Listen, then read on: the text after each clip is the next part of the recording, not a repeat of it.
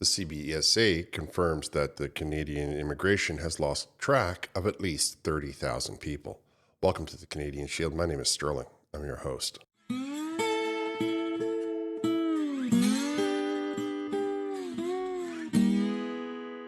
Members of the CBSA and the RCMP appeared before the Public Safety and National Security Committee to talk about Donald Trump's insistence that Canada get control of the border.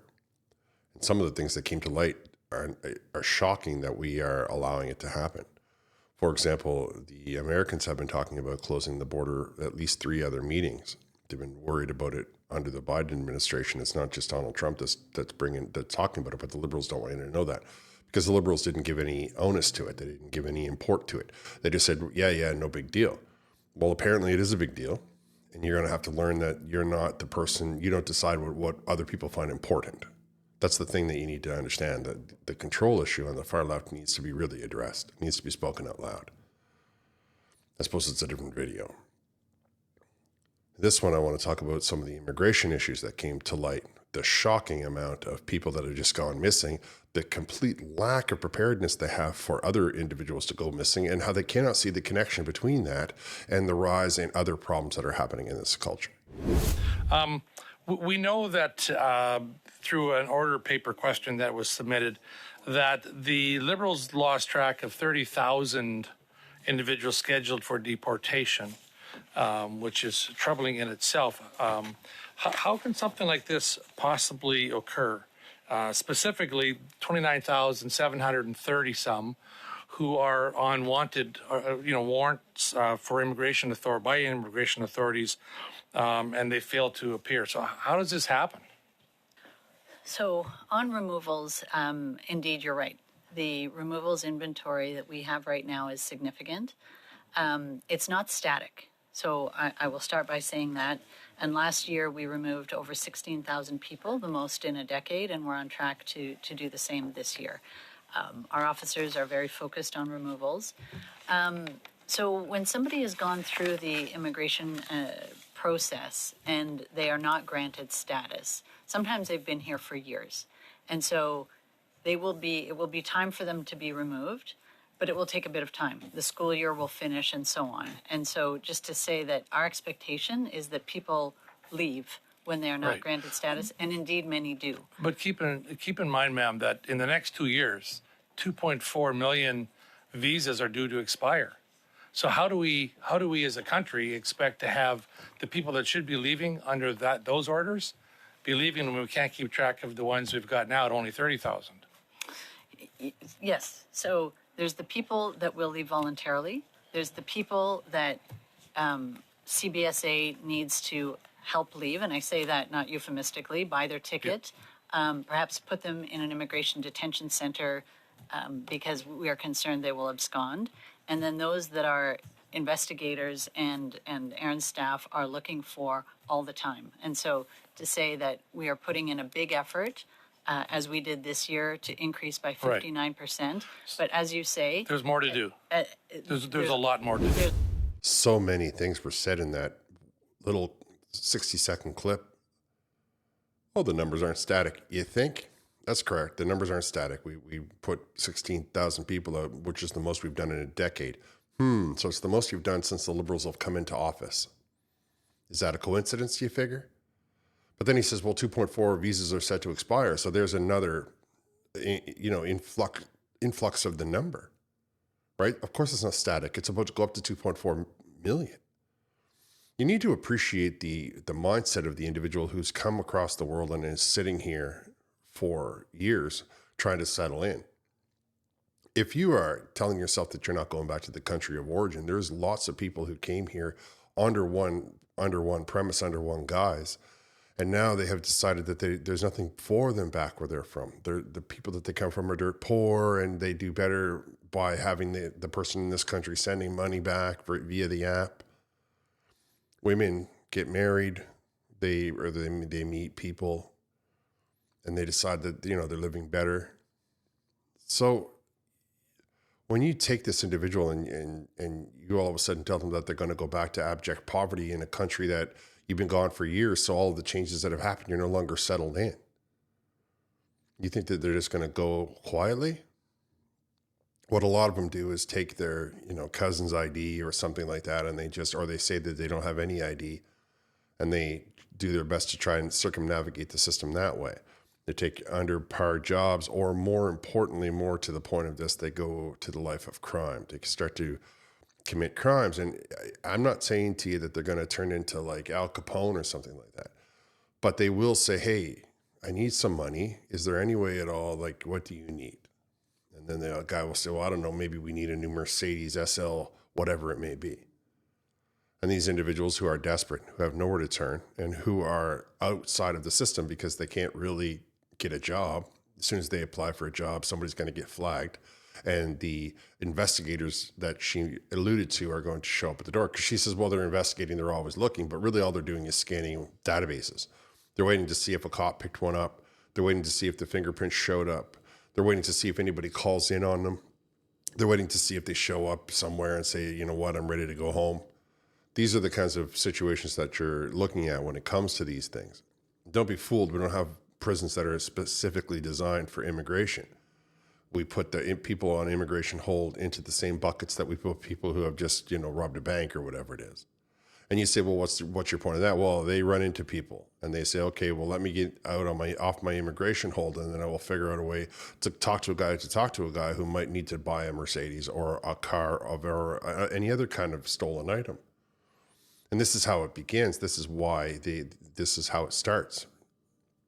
So a person who might normally necessarily be law-abiding all of a sudden is forced to become a criminal, or at least outside the law, because they don't have the wherewithal or the fortitude to finish the course that they're in. I mean, you heard her, well, school year might end. I mean, what do you mean the school year is going to end?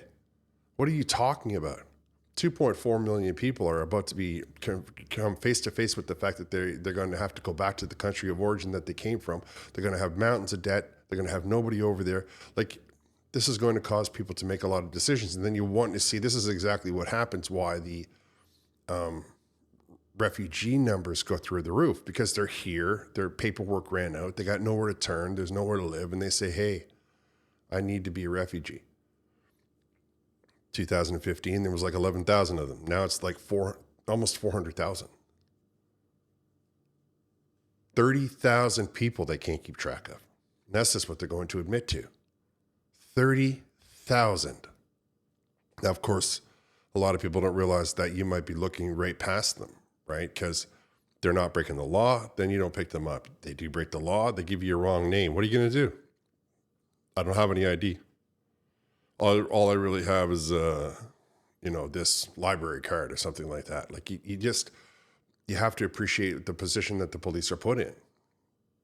And on top of that, of course, everybody wants to defund the police. I mean, she's sitting there telling you on one hand that they don't have enough boots on the ground. They've been saying that for 2 weeks, that we don't have enough staff. And then she's trying to convince you that they should be doing the job of immigration while they look all over the country for people who have absconded from the bail or from the organization, like from the system that is set up that says, okay, you're done now. It's time for you to go home. Your visa has expired. So what do you mean? This is ridiculous. This is the kind of thing that can flame crime. This is the kind of thing that can push up many of the problems that we have in society. I mean, when you put yourself in the position of the person who has no ID, nowhere to go, no country to call their own, the police are looking for them to deport them, and you need to eat. Explain to me again how you figure they're not going to go to their extremes. Of course they are. This has to be tightened up. I think it is time that we as a culture started to appreciate that if we want our country to be safe, we have to take the steps, the hard decisions. We've seen in the media and know that the Americans have seen a huge increase in the number of people coming from Canada into the United States illegally.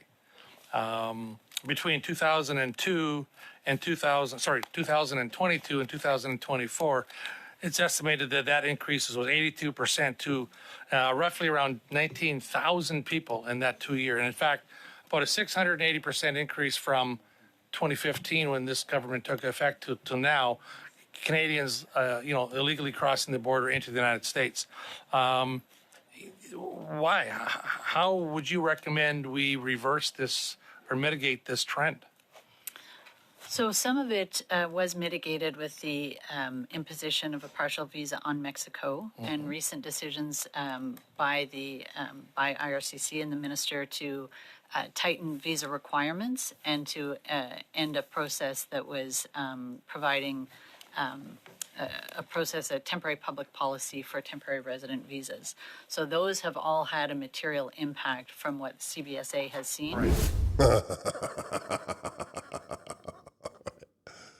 Temporary public policy for temporary visas. She basically just threw Justin Trudeau under the bus.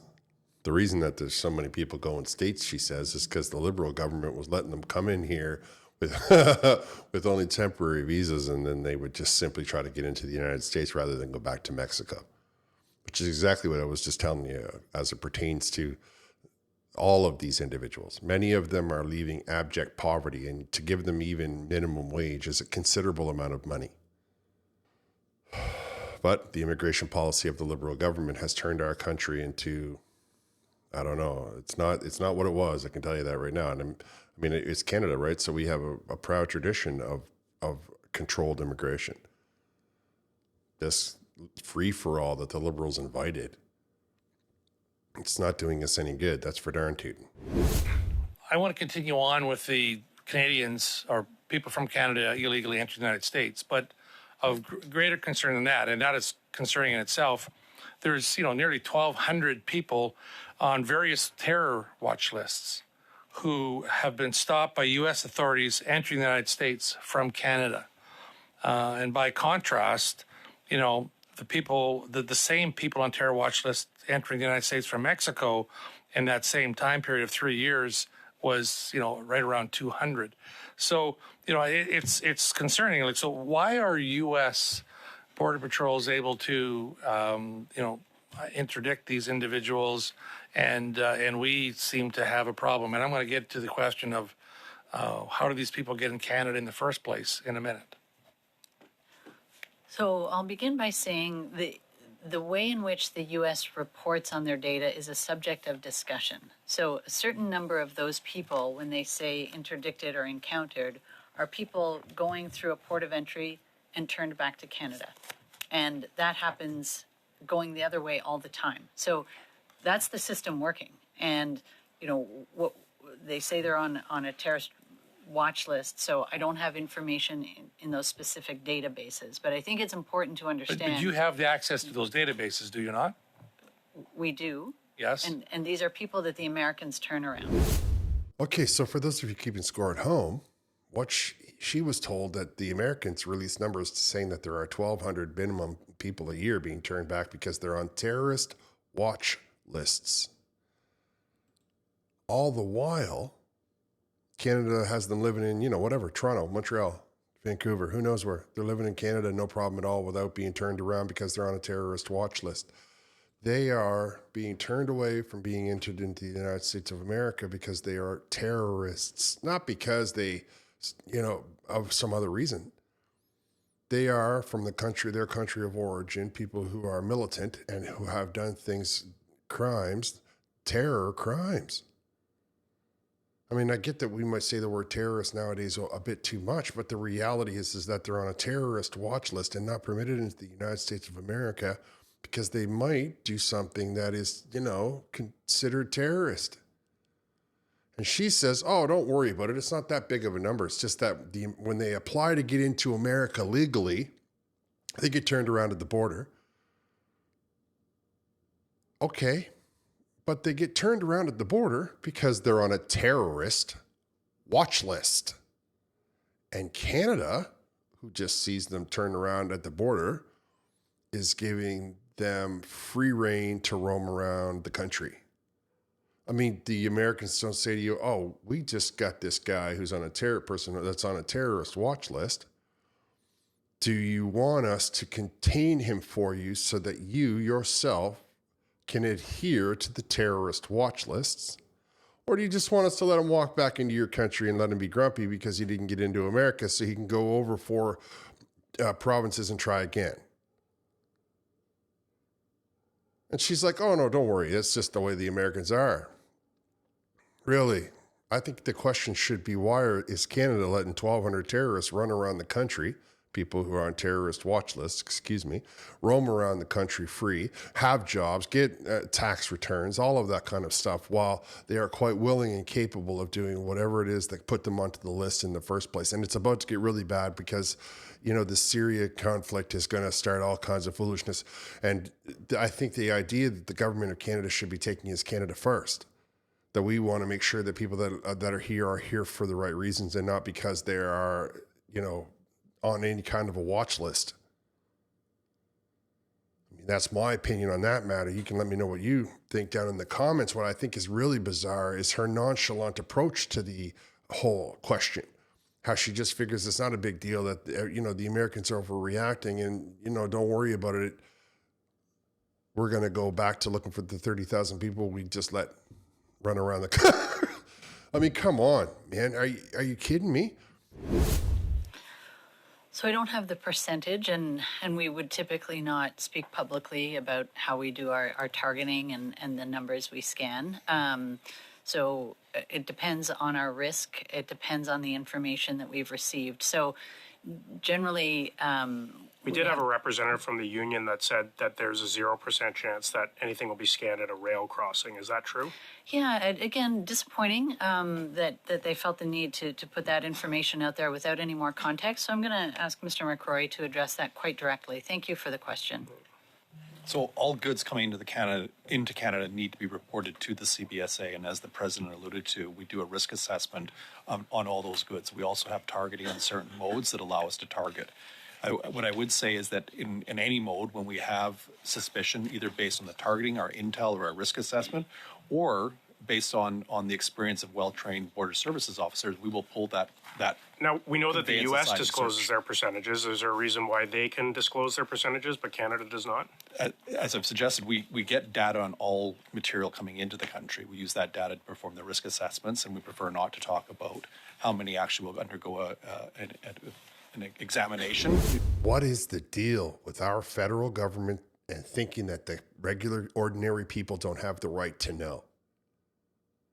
So now you have this idea where you're just letting trains cross. I have seen many a train crossing, and of course they're not being checked. The train is, miles long, and it's crossing at this. We don't put many of these train crossings in our metropolitan areas. We put them, in fact, where there is nothing but maybe some cows or in some wheat fields, and they cross the border anytime they want, and there's nothing on it maybe but some product. This is what the guy's saying. Oh, no, because they would have told us.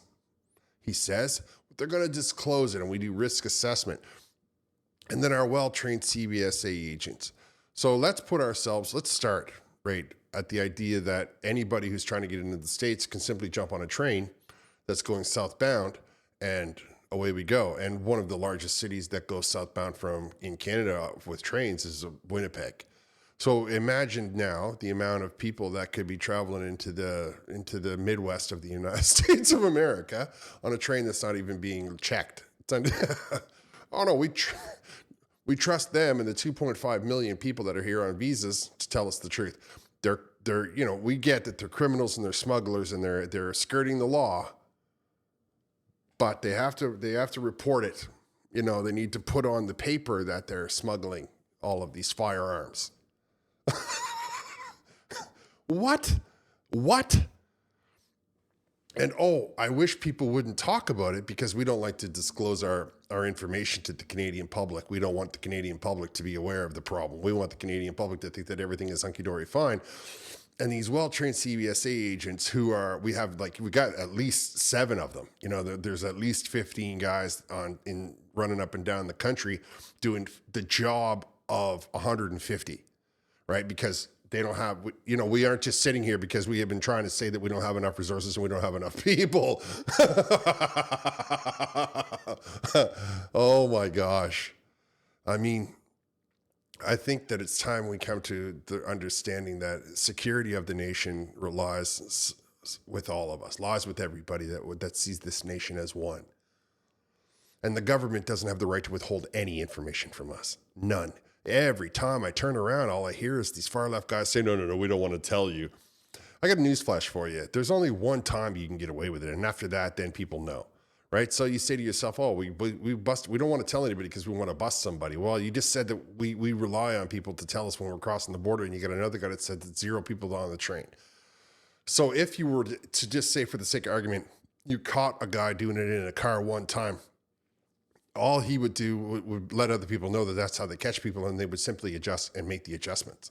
It's not television. These aren't superhuman people. They're tired. They got the wife nagging at them. They're upset that the kids are failing in a grade. They want to make sure their children can have the good, they're working extra overtime. Their car needs to be repaired. They all have the point I'm making there is they have all the same problems that you and I have. And on top of that, we have them overworked, stretched thin, and making them responsible for anything that may or may not go wrong. I mean, you cannot make this up, that the head of this department just says, oh, no, well, we don't want to tell you. I don't care what you want, bud. We want to know. We want to know because otherwise, by not telling us, you give us this false sense of security. You give us this idea that everything is, up to par and that there's nothing to worry about. And then Donald Trump makes an announcement, and we start to realize that our border is just air. There's nothing there at all. And the people that are there are spread so thin that we could never possibly hope to blame them for things getting through because they're only one person or 5 people trying to cover the largest undefended border on earth. And you don't want to tell us? You don't want us on the lookout for 30,000 people who might not have any means, who might be in the country illegally. You don't want us on the lookout for 2 million people who might decide that they don't want to honor the system and just stay in the country after being here for years, after having their place set up, after having their job and their love life and their community all ready to go. You think you have the right to withhold that information from us and then turn around and tell us that we don't have the right to get upset about the results. Now, am I the only one? Am I being unreasonable? Does that make sense to anybody else? I think that they should be releasing that stuff right on the website. Well, we can set up a volunteer force in certain parts of the country. It doesn't matter. People can be on the lookout. We can set up a 1-800 number. We can set up a website. We can set up a text. We can set up an email. We can do something to help turn the tide. But we can't, as long as the people at the top think that it's going to be politically incorrect or it's going to make them look bad by releasing the information. If they're so scared to release the information, if they're so control freaked, how can we be expected to solve the problem if the people at the top are not willing to solve the problem along with us? I mean, is it me? Do I have the wrong perception here? I don't know. It's just, I feel like these are the kinds of things that we need to be saying out loud. We need to be discussing it. We sat idly by while everybody told us that everybody could just, hold hands and sing songs around the campfire. Unfortunately, the exploitation of that system is causing a lot of negative impact on this country. And we as a people need to pull together to say, hey, listen, I get that you're in the country illegally, but the crimes that you commit make me want to call it in on you. Or, hey, listen, I don't want people smuggling stuff into this country like guns in the trains. That doesn't seem unreasonable to me. But to these guys, they're like, oh, you can't know. We can't tell you. We are so much smarter than the rest of you and all of these criminals. I mean, the idea that you would think in your mind that the criminal who is getting away with it is somehow going to be thwarted because you don't tell them whether or not you check a train. Oh, Lord. Well, we got to do something. That's all I can tell you for sure. All right, I'm going to wrap here. I want to encourage you to like, comment, subscribe, hit the notification bell, share this channel with all of your socials. I will talk to you next time.